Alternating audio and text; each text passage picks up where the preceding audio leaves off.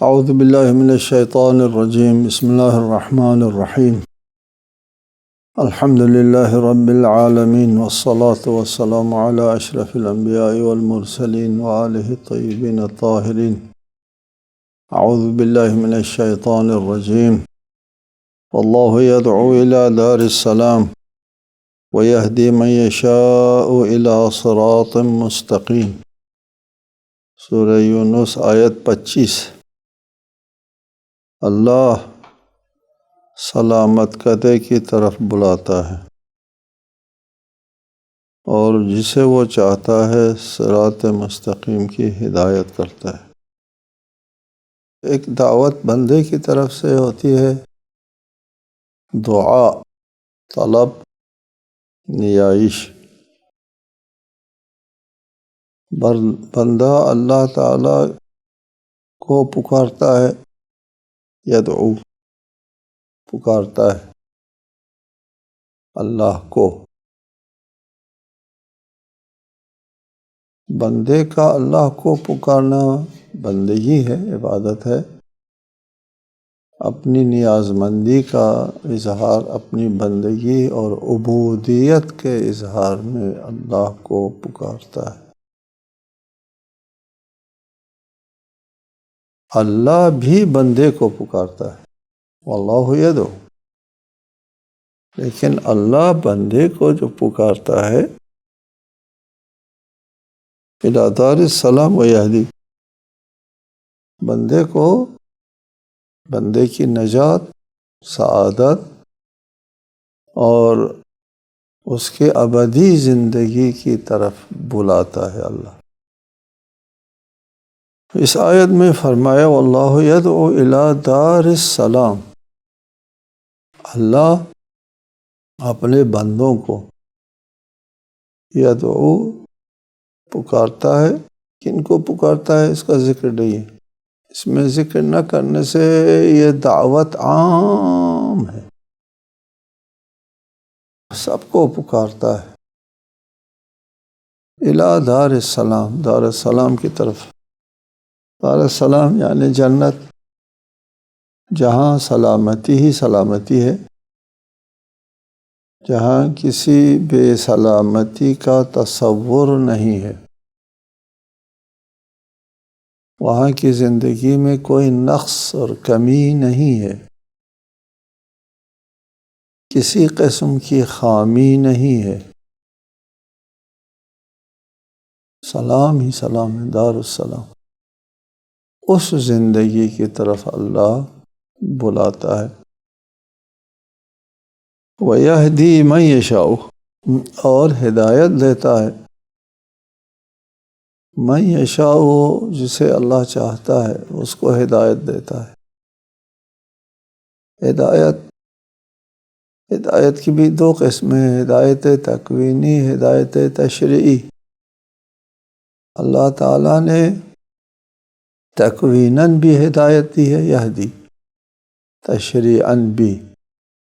تکوینی ہدایت اس کی فطرت میں ودیعت فرمائی ہے، اس کے لیے اس کی اس زندگی کے سلسلے میں بہت سے اسباق اس کو پڑھایا ہے، اس کو یعنی اس کی فطرت کو پڑھایا ہے، اس کی تخلیق کے اندر ودیعت فرمائی ہے، بلکہ اس کی تخلیق کے ماوراء میں ودیعت فرمائی ہے۔ یہ بات آپ لوگوں کے ذہن میں رہے کہ فطری جو تقاضے ہوتے ہیں، ہدایت تکوینی جو ہوتی ہے وہ عین تخلیق نہیں ہے، تخلیق کے ماوراء میں ہے، کہ اس تخلیق کے سلسلے میں اگر تشریح ہو جائے، انسانی جسم کی آپریشن ہو جائے، اور جو اجزاء قینچی کے نیچے آتی ہیں وہ تخلیق سے مربوط ہیں، یہ ہدایت کسی قینچی وینچی کے نیچے نہیں آتی، یہ تخلیق سے ماوراء ہے۔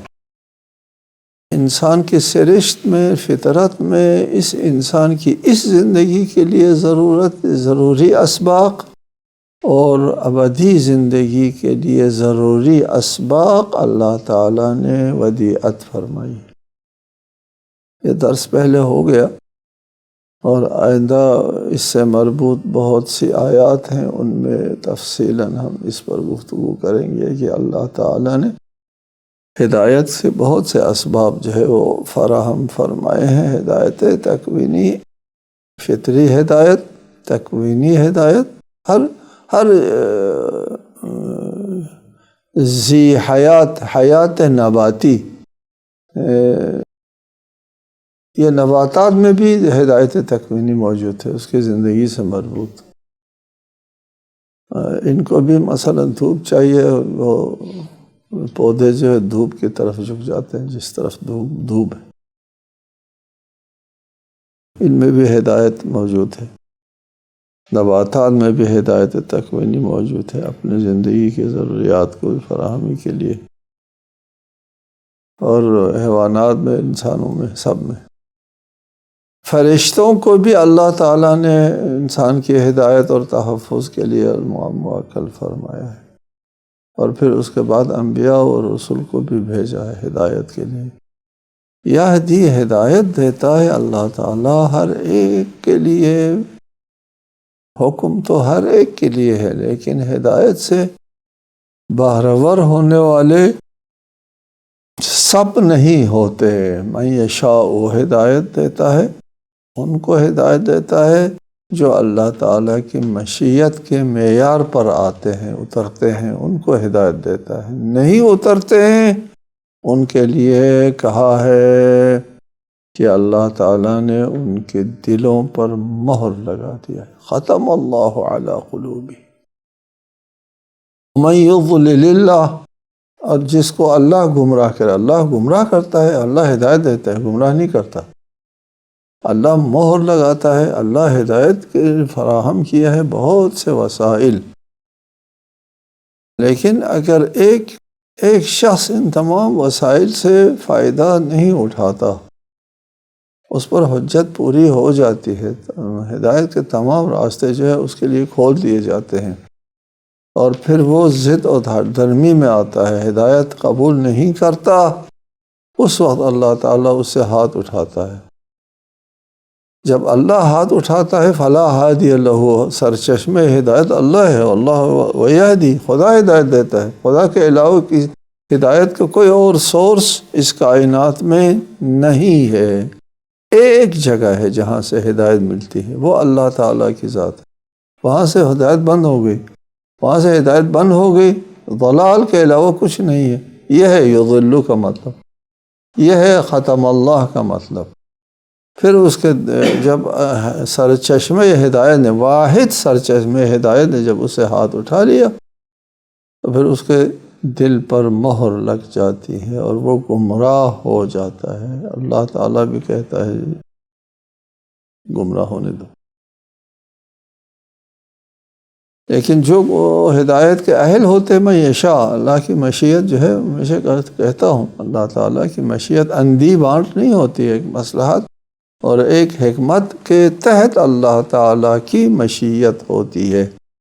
اس مشیت کے معیار پر اترنے والوں کو ہدایت دیتا ہے صراط مستقیم کی طرف۔ اگلی آیت ہے آیت 26، للذین احسنوا الحسنى وزیادہ ولا يرهق وجوههم قتر ولا ذلة اولئک اصحاب الجنة هم فیہا خالدون۔ جنہوں نے نیکی کی ہے ان کے لیے نیکی ہے، اور مزید بھی ان کے چہروں پر نہ سیاہ دبا ہوگا اور نہ ذلت کے آثار۔ یہ جنت والے ہیں جو اس میں ہمیشہ رہیں گے۔ یہ آیت قابل توجہ آیت ہے۔ للذین احسنوا، جن لوگوں نے نیکی کی ہے، ان کے لیے الحسنہ، ان کے لیے نیکی کے بدلے میں نیکی ہے۔ المثوبۃ الحسنہ، پہلی تفسیر ہم یہ کریں گے، حسنہ احسن کی تانیث ہے نا، للذین احسنوا المثوبۃ الحسنہ، جن لوگوں نے نیکیاں کی ہیں ان کے لیے اچھے ثواب ہیں۔ المثوبۃ الحسنہ بہتر ثواب ہے۔ بہتر ثواب اللہ تعالیٰ نے خود تعین فرمایا ہے، اللہ تعالیٰ نے مقرر فرمایا ہے، من جاء بالحسنۃ فلہ عشر امثالہا، جو ایک نیکی لے کر آتا ہے اس کو 10 برابر نیکیوں کا ثواب ملے گا۔ یہ اللہ تعالیٰ نے خود تعین فرمایا ہے، یہ الحسنہ میں آتا ہے، للذین احسنوا الحسنہ، 10 برابر۔ بعض نیکیاں ہیں جن کے بارے میں اللہ تعالیٰ نے فرمایا 700 برابر، ایک نیکی کو 700 نیکیوں کے برابر ثواب ملے گا، یہ بھی الحسنہ ہے، کیونکہ یہ اللہ تعالیٰ نے خود تعین فرمایا ہے، تعین فرمایا۔ ارشاد ہوا مثل الذین ينفقون اموالهم فی سبیل اللہ کمثل حبۃ انبتت 7 سنابل، ان لوگوں کی مثال جو راہ خدا میں خرچ کرتے ہیں اس دانے کی سے ہے جس نے 7 خوشے اگائے، فی کل سنبلۃ 100 حبہ، ہر خوشے میں 100 دانے ہیں، 700 ہو گئے، 7 خوشے اور ہر خوشے میں 100 دانے، 700 دانے ہو گئے۔ کمثل حبۃ انبتت 7 سنابل فی کل سنبلۃ 100 حبہ، اس کا مطلب یہ ہوا کہ راہ خدا میں اگر کسی نے 1 روپیہ خرچ کیا ہے تو اس 1 روپیے کو 700 روپیوں کا ثواب ملے گا، 700۔ یہ مال کو اتنا زیادہ ثواب ہے، پہلے بھی کئی بار آپ لوگوں سے کہا ہے، بیان کیا ہے، مال کو اتنا کیوں ثواب ہے زیادہ،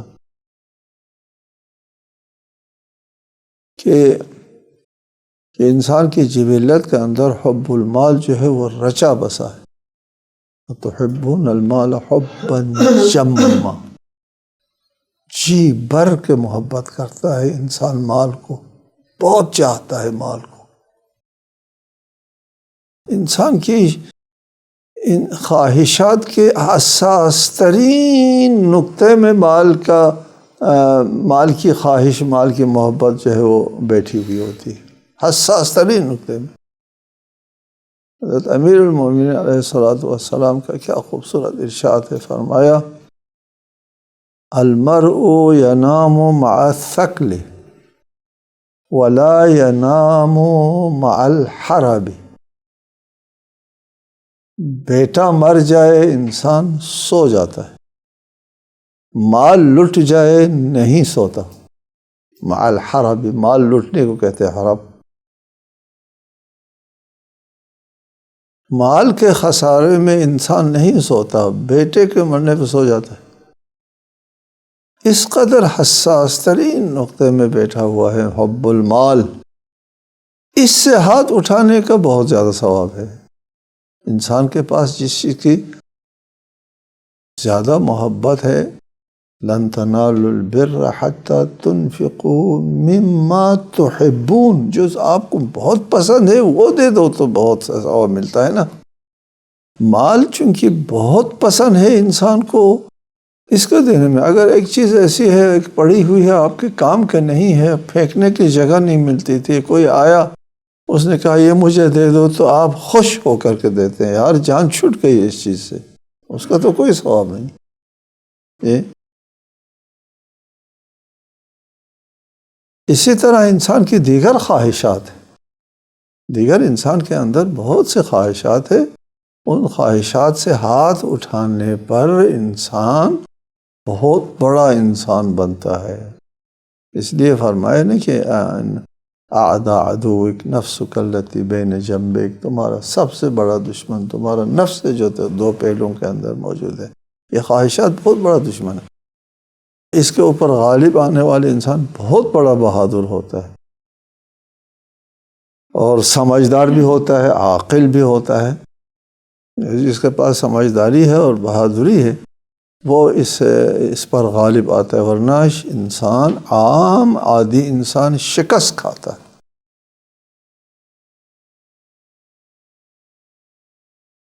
ایک نیکی کو ثواب ملتا ہے 700۔ پھر فرمایا واللہ یضاعف لمن یشاء، یہ الحسنہ کی تفسیر ہو رہی ہے، الحسنہ کی، للذین احسنوا الحسنہ، جن لوگوں نے نیکی کی ہے ان کو مثوبۃ الحسنہ، بہتر ثواب ملے گا ان کو۔ بہتر ثواب یہی، ایک کے بدلے میں 10، ایک کے بدلے میں 700۔ واللہ یضاعف لمن یشاء، خدا جس کو چاہتا ہے دگنا کر دیتا ہے یا کئی گنا کرتا ہے، یہ کس کو چاہتا ہے خدا۔ یہ بھی وہی بات، اللہ کی مشیت اندھی بانٹ نہیں ہے۔ ایک شخص ہے، اس نے 1 روپیہ دے دیا،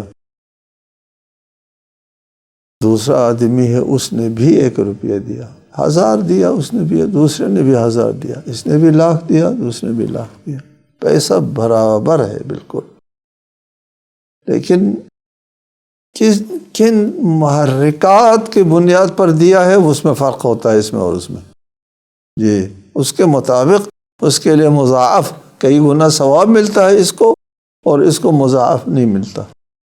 واللہ یضاعف لمن یشاء، اس کو چاہتا ہے۔ خدا کا چاہنا، خدا کی مشیت اندھی بانٹ نہیں ہے، اس کا محرک دیکھتا ہے اللہ تعالیٰ کی، اس کو مال دینے کا اصل محرک کیا ہے۔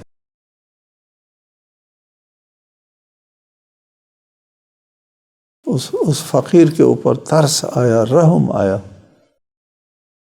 اور اپنے پاس اسی 1000 روپے کے علاوہ نہیں تھا، دے دیا، اس کے لیے یضاعف۔ دوسرا آدمی ملینر ہے، اس نے اس کو دے دیا، ترس بھی نہیں آیا، بس دے دو یار یہ مانگتا ہے، اس کے لیے کمتر ثواب ہے۔ تیسرا آدمی ہے دکھاوے کے لیے دیتا ہے، کوئی ثواب نہیں ہے، مثلا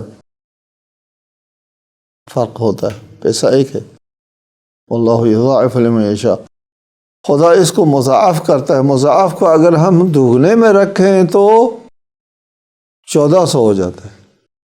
للذین احسنوا المثوبۃ الحسنہ، 1400 تک اقلاً، ٹھیک ہے۔ آگے قابل توجہ ہے وزیادہ، یہ تو الحسنہ ہے، وزیادہ، یہ جو الحسنہ ہے وہ ثواب ہے جو اللہ تعالیٰ نے خود مقرر اور معین فرمایا ہے، وہ الحسنہ ہے۔ 10 گنا، 700 گنا، 1400 گنا، یا اس سے بھی زیادہ، وہ اللہ تعالیٰ نے خود ارشاد فرمایا، مقرر فرمایا، معاملہ ہوا ہے، جی یہ وعدہ ہے اللہ تعالیٰ کا، وہ الحسنہ میں آتا ہے سارا۔ پھر فرماتے ہیں وہ زیادتون، مزید بھی ہے،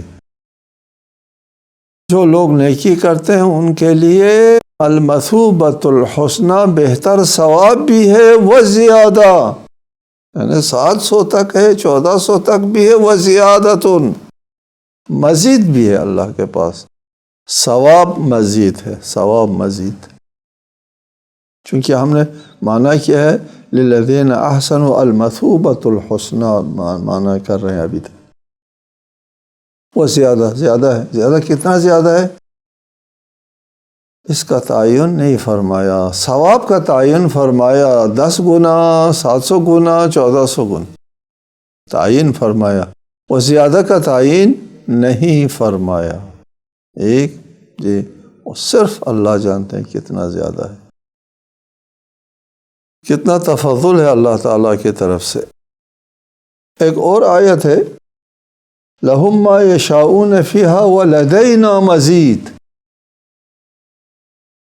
یہ آیت بھی اسی طرح ہے، لَهُمْ مَا يَشَاءُونَ فِيهَا وَلَدَيْنَا مَزِيدٌ، لَهُمْ ان اہل جنت کے لیے ہر وہ چیز ہے جس کو وہ چاہتے ہیں۔ آپ کو بتایا ہے جنت میں انسان کا ارادہ چلتا ہے،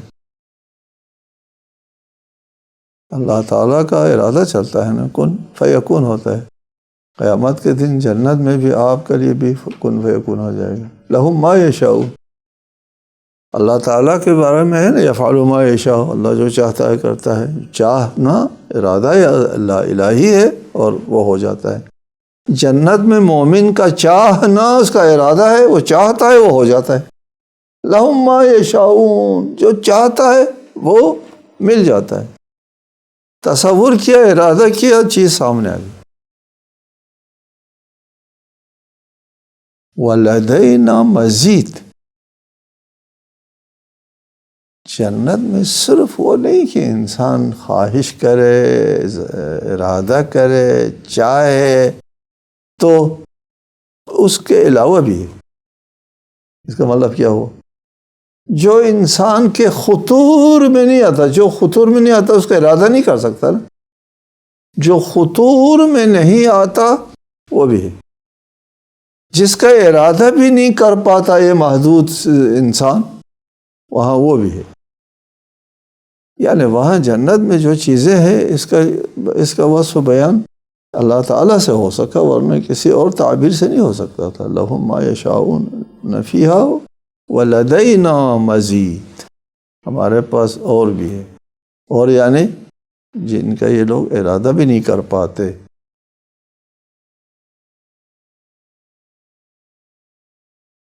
مزید کتنا ہے؟ وہ ما یشاء سے بھی ماورا ہے، یہاں بھی وہ زیادتن کتنا زیادہ ہے، اس کی حد بندی اللہ تعالی اللہ کی طرف سے نہیں ہوئی۔ ایک تفسیر یہ، دوسری تفسیر یہ ہے للذین احسنوا الحسنى، الحسنى کو ہم صفت بنائے العاقبہ، للذین احسنوا العاقبۃ الحسنى، یوں کہہ دیں جو لوگ نیکی کرتے ہیں ان کے لیے بہتر انجام ہے، بہتر انجام ثواب ہے، جنت ہے، ایک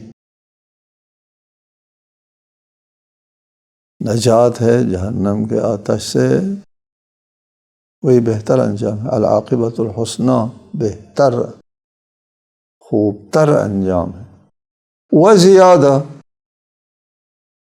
یہاں تو یہ عاقبت جب آپ نے رکھ دیا اس کی جگہ تو وہ منصوبہ نہیں آیا نا، ثواب کا ذکر نہیں ہے، الحسنى ثواب کا ذکر نہیں ہے، آپ کے عاقبت کا ذکر ہے، آپ کے انجام کا ذکر ہے، بہتر انجام ہے۔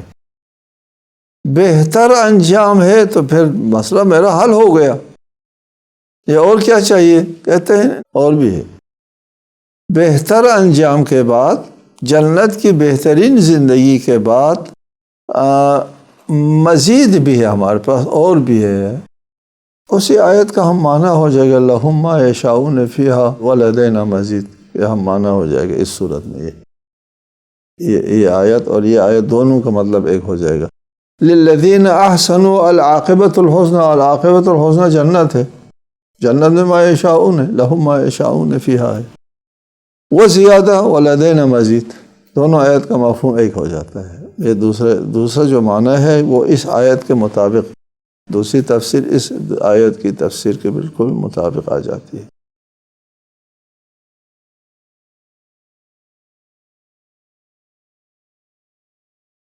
وَلَا يَرْهَقُ وُجُوهَهُمْ قَتَرٌ وَلَا ذِلَّةٌ،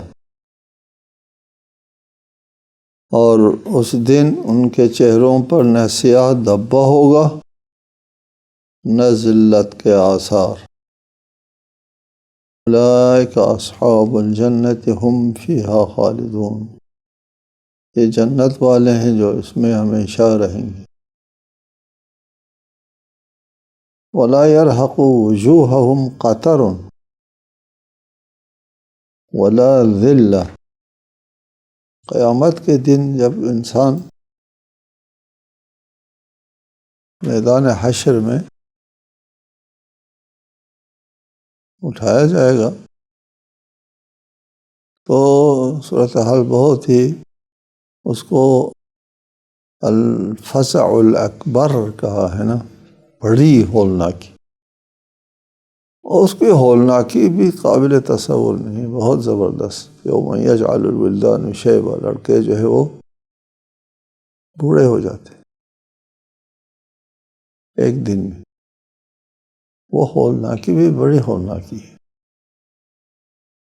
قیامت کی فزع اکبر۔ کہتے ہیں کہ ایک شخص اگر 70 انبیاء کا ثواب لے کر پہنچے محشر میں، وہاں کا حال دیکھ کے کہے گا یار تھوڑا لے کر 70 انبیاء کا ثواب لے کر پہنچا ہے، اس کو اپنا ثواب عمل تھوڑا لگے گا، بڑی ہولناکی ہے۔ وہاں پر یوم تبیض وجوہ واسود وجوہ، چہرے سیاہ ہو جائیں گے۔ اس آیت میں ارشاد فرمائے ولا یرحق وجوہہم قطر، کوئی سیاہ دبا تک نہیں ہوگا۔ تبیض وجوہ، چہرے روشن ہوں گے۔ ولا ذلت، نہ رسوائی ہوگی، ذلت بھی نہیں ہوگی۔ قیامت کے دن بہت بڑے لوگوں کو ذلت اور رسوائی اٹھانا ہوگی نا۔ یوم تبلی السرائر، کہ وہ بید راز فاش ہونے والا دن۔ دنیا میں تو بہت تقدس مآب بن کے رہتا ہے، دین کے ٹھیکیدار بنا پھرتا ہے، اور جو وہ کرتا رہا اپنے اس میں خلوتوں میں، وہ راز فاش ہو جائے گا۔ دعاؤں میں آتا ہے نا وَلَا تَفْضَحْنِي عَلَى رُؤُوسِ الْأَشْهَادِ، برملا مجھے رسوا نہ کر، وَلَا تُخْزِنِي يَوْمَ يُبْعَثُونَ، جناب سید الساجدین کی دعا ہے، حضرت ابراہیم کی دعا ہے، مجھے اس دن رسوا نہ کر۔ ہمارا خیال ہوتا ہے کہ خلیل ابو الانبیاء یہ دعا کر رہے ہیں وَلَا تُخْزِنِي يَوْمَ يُبْعَثُونَ، مجھے رسوا نہ کر خلیل۔ اور سید الساجدین جو دن رات میں 1000 رکعت نماز پڑھتے ہیں، وہ یہ دعا فرماتے ہیں کہ مجھے رسوا نہ کر۔ اگلا جو جملہ ہے اس میں اس کی تشریح ہو جاتی، اپنے دوستوں کے درمیان مجھے رسوا نہ کر، یعنی درجہ کم ہوگا دوسروں کا درجہ بڑا ہوگا، اس کو رسوائی سمجھتے ہیں اولیاء اللہ، اس کے لیے وہ دعا کر رہے ہیں۔ اولئک اصحاب الجنت هم فیہا خالدون، قیامت کے دن نہ ان کے چہروں پر سیاہ دبا ہوگا، نہ مذلت ہوگی، نہ رسوائی ہوگی، نہ ان کا راز باز فاش ہوگا، گناہ نہیں ہوگا، گناہ ہوگا بخش دیا بخشوایا ہوگا، توبہ کی ہے، شفاعت ہوئی ہے، مذلت نہیں ہوگی، بہرحال ذلت اور رسوائی نہیں ہوگی، اور یہ لوگ جنت میں ہمیشہ رہیں گے۔ السلام علیکم ورحمۃ اللہ۔